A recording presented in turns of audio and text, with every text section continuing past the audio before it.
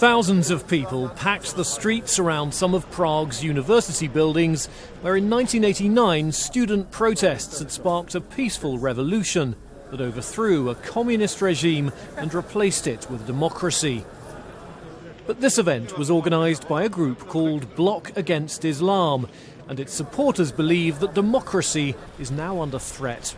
Ten islám vidíme jako velkou hrozbu právě pro to naše demokratické zřízení, které jsme si tady za těch několik desítek let vydobili. Já bych řekl, že teď je potřeba právě kvůli tomu, že my jsme se budovali demokracii, tak tu demokracii podpořit. A tu demokracii vidíte ohroženou? Já myslím, že určitě. A čím? No, jak říkal kolega, imigrantama. This banner reads, "We don't want Paris in Prague." Many people here equate Muslim migration with a terrorist threat.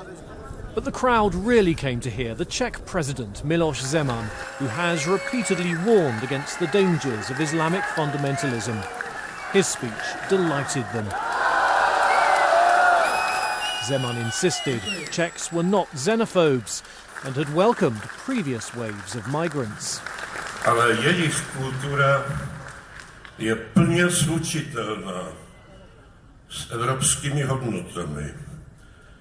Není to kultura vrahů a není to kultura náboženské nenávisti. The crowd lapped it up, and there was more to come as Zeman took aim against the hundreds of thousands of Syrians who have come to Europe this year. Vím, že velká většina těchto ilegantních migrantů jsou mladí, dobře živení muži.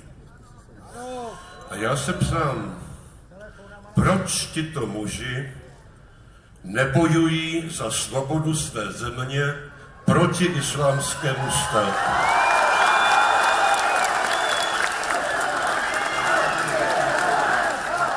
Zeman's tough rhetoric goes down well with many Czechs, and he has slammed a European Union decision to impose quotas of refugees on member states. But not everyone here agrees with him. As the crowd dispersed, the tune of the EU anthem, Ode to Joy, was heard. The lone musician was with a handful of counter-demonstrators.